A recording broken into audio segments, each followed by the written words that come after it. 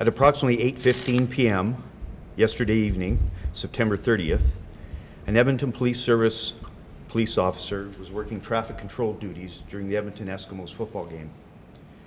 The uniformed officer was standing behind a traffic barricade and in front of his police vehicle at an intersection near 107A Avenue and 92nd Street, just southwest of Commonwealth Stadium. The flashing lights of the police vehicle were activated at the time to improve visibility.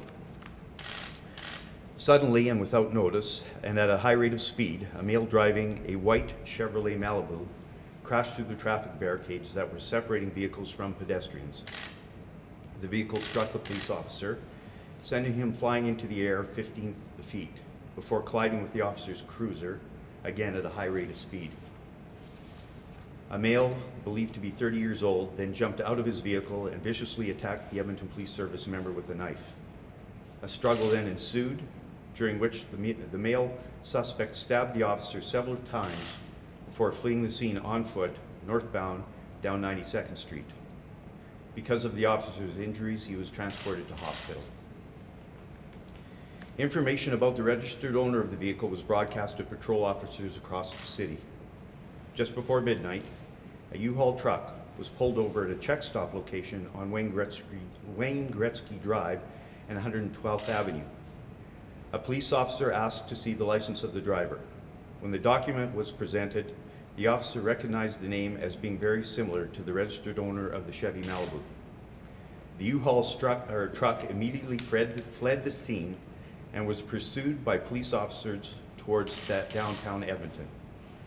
Throughout the chase, the truck deliberately attempted to hit pedestrians in crosswalks and alleys in two areas along Jasper Avenue. Currently, we know of at least 4 citizens that have been injured and taken to hospital. The event concluded when the U-Haul truck flipped on Jasper Avenue due to police interaction.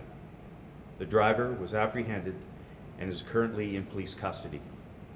It is believed at this time that these 2 incidents are related. Based on evidence at the scenes and the actions of the suspect, at 12:38 a.m. today, it was determined that these incidents are being investigated as acts of terrorism under Section 83.2 of the Criminal Code. The Edmonton Police Service is working very closely with the RCMP's Integrated National Security Enforcement Team, or INSET, and other Canadian public security agencies. We currently believe this individual acted alone. The investigation is in its very early stages, and we are urging Edmontonians to be vigilant and aware of their surroundings. Contact police if you see anything suspicious or hear anything suspicious or concerning. Assistant Commissioner DeGrand and I are prepared to answer a few questions at this time. Sir, I have pictures of what appears to be an ISIS flag on the front seat of that Chevy Malibu. Can you comment, please? That's correct. What do you make of that? I'm sorry? What do you make of that? Well, that's part of the investigation. We've obviously seized that as evidence, and we'll be working the investigation forward. Is the man in custody known to police by any chance? He is. Are you looking for anyone else? We believe the individual acted alone, but we're not ruling out that there may be others. Normally a chase in such a highly populated area, downtown Edmonton, would you normally call it off? And what was the decision to not? I would suggest due to the seriousness of the offense, or the believed offense, is why the chase was not called off.